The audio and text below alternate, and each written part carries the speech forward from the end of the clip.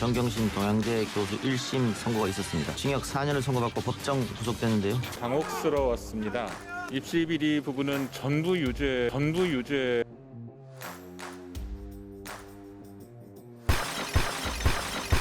이제 고등법원에서 다퉈야 될 것 같습니다. 도저히 동의할 수가 없다.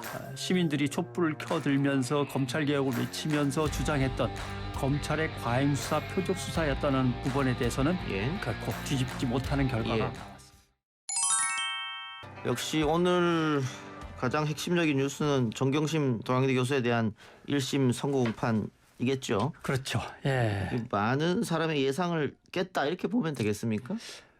적어도 팽팽하거나 검찰 쪽으로 기울어져서 한 6대4 정도의 어떤 판결이 내려질 거라고 생각을 했는데 이번에 내려진 걸로 봐서는 거의 뭐 2대8이나 1대9 이 정도의 판결이 내려졌다고 봐야겠죠. 사모펀드 건 같은 경우에는 조범동 씨 재판에서 무죄가 났기 때문에 또 권력형 비리가 아니라고 했기 때문에 그 건은 아마 이 재판에서도 무죄가 날 것이다. 또 그것대로 무죄가 났고. 그것 중에서도 일부가 무죄가 난 거죠. 어떻게 보면 제일 확실하게 무죄가 난 것은 사모펀드를 지배하고 있는 사람이 정경심 교수는 아니다. 그렇기 때문에 업무상 횡령이 되지 않는 거죠. 그 부분은 확실하게 빠져나가는데 다른 부분은 뭐 거의 검찰이 요구하는 대로 인용을 다 한 거다. 이렇게 봐야겠죠. 특히 입시 비리 건에 대해서는 전부 유죄가 났습니다. 그럼으로써 징역 4년과 벌금 5억 원 또 법정 구속 이렇게 됐습니다.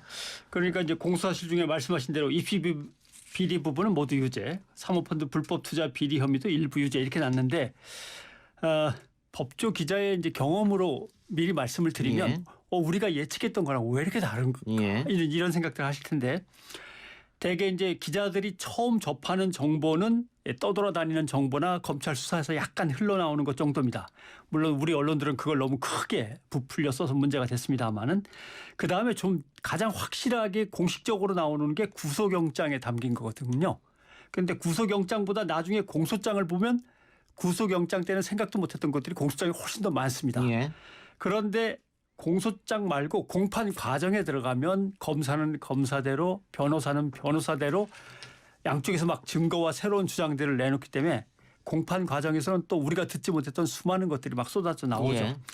이제 판사는 이제 그 모든 걸 찬찬히 검토하고 읽고 하나하나 증거를 들여다보면서 이걸 믿어야 될까 말아야 될까 이제 판단을 하는 건데 이번 정경심 교수의 재판 결과를 보면서 언론들도 그렇고 뭐 검찰도 물론이고 그다음에 특히 변호인 측이나 정경심 교수의 억울함을 얘기하던 사람들도 우리가 뭘 놓치고 있었나 지금부터 다시 따져봐야 될 그런 시간이 됐죠.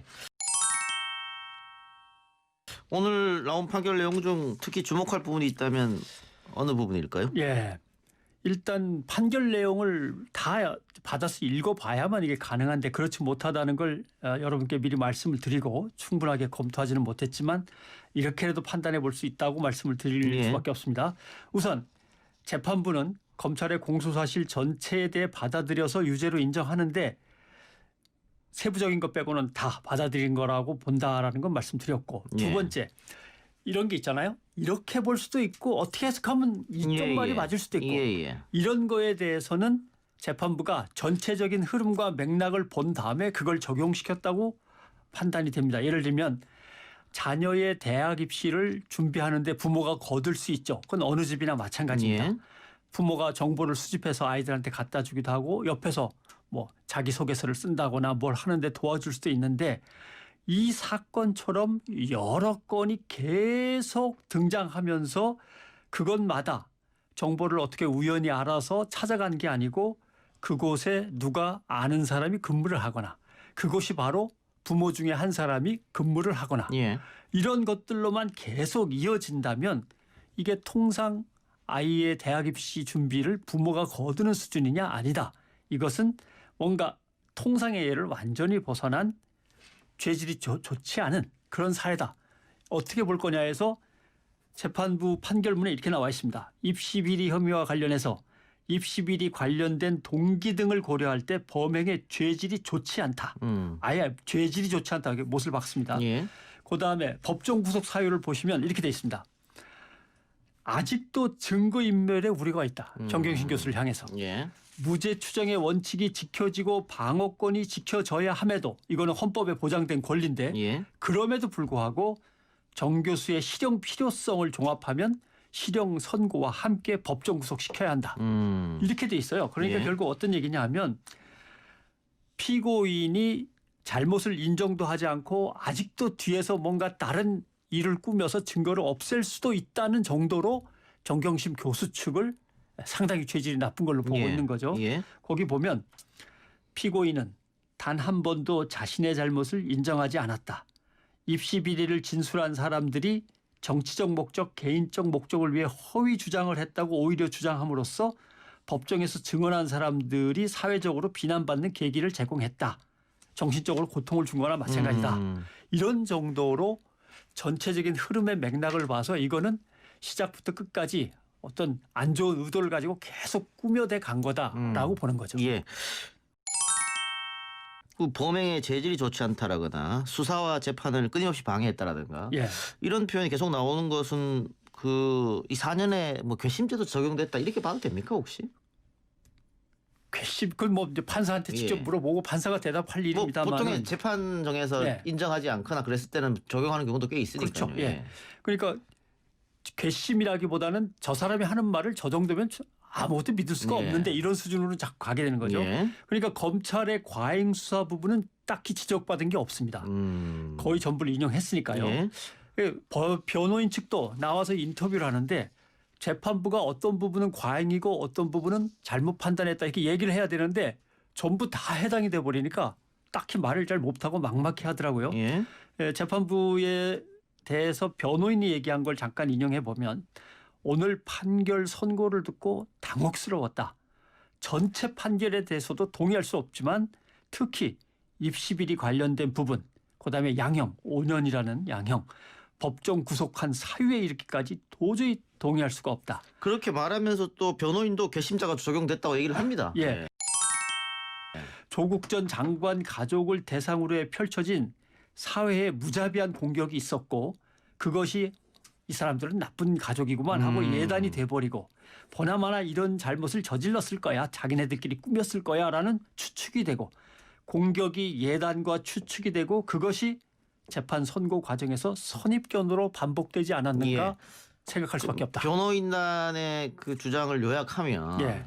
그동안 조국 가족에 대해서 끊임없이 그 안 좋은 보도 그런 것들이 그렇죠. 흘러나왔고 재판부가 그것들을 보면서 이미 재판 결과를 예단하고 결과를 내놓고 이렇게 하지 않았느냐 뭐 이런 주장 예. 같네요. 예. 그래서 가장 아픈 부분을 변호인은 아마 이렇게 지적하는 것 같습니다. 압도적인 여론의 공격이 있었고 그거에 방어하면서 어떻게든 법정에까지만 가면 법정에서는 진실을 밝힐 수 있겠지 기대했는데 그 노력들이 오히려 괘씸죄가 적용된 것 같아서 그 느낌을 지울 수가 없다. 더군다나 아까 잠깐 인용을 했습니다마는 무죄 추정의 원칙, 방어권 이거는 헌법에 지키라고 써 있는 헌법 원칙에 의한 무죄 선고 사유인데 어떻게 이것까지도 법정 구속이나 양형이 무거워지는 사유로 삼는 것인가?